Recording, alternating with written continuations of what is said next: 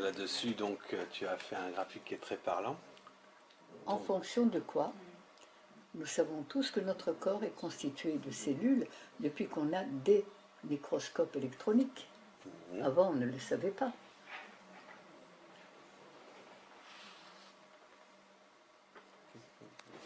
Ouais.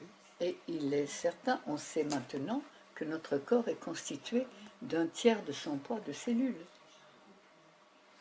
qui sont infiniment petites, mais qui possèdent tout un cerveau, un appareil digestif, un appareil reproducteur. C'est un laboratoire extraordinaire. Et toutes les créatures du monde sont faites de cellules. Nous sommes tous des vases communicants. Et le monde, onde, on sait à l'heure actuelle que tout est onde. Et plus notre corps fonctionne comme la nature l'a prévu, plus les cellules cérébrales,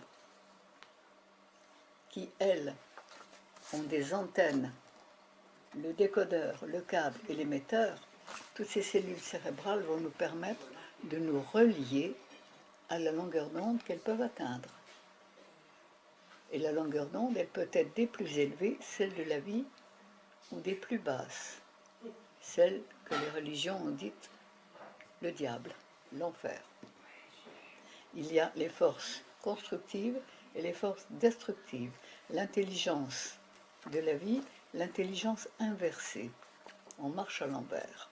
Et quand on marche à l'envers, évidemment, on a remplacé cette guidance cosmique que nos cellules empoisonnées et carencées par une alimentation cuite et carnée que nous avons découverte au moment où de cueilleurs nous sommes devenus cueilleurs-chasseurs.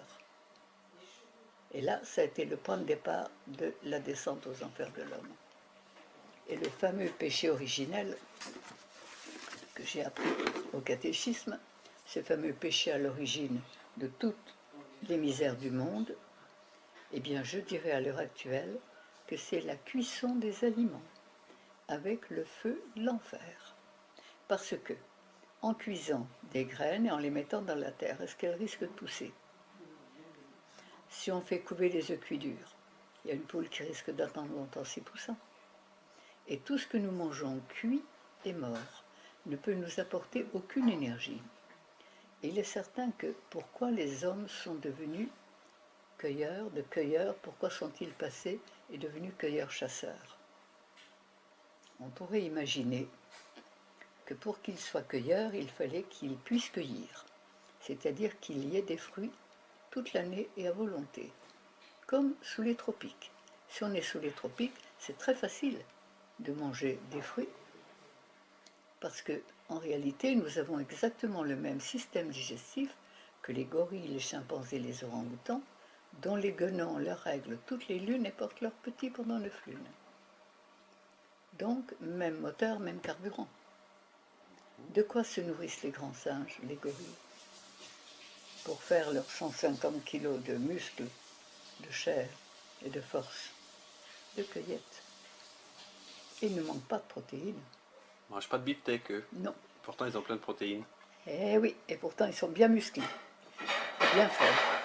Mais ils mangent ce que la nature a prévu pour leur système digestif. Et c'est ce que nous avons perdu quand nous sommes devenus de cueilleurs, nous sommes passés à cueilleurs-chasseurs. Ok. Alors là, on a développé le cerveau, on a développé l'intellect, mais on a perdu notre guidance cosmique.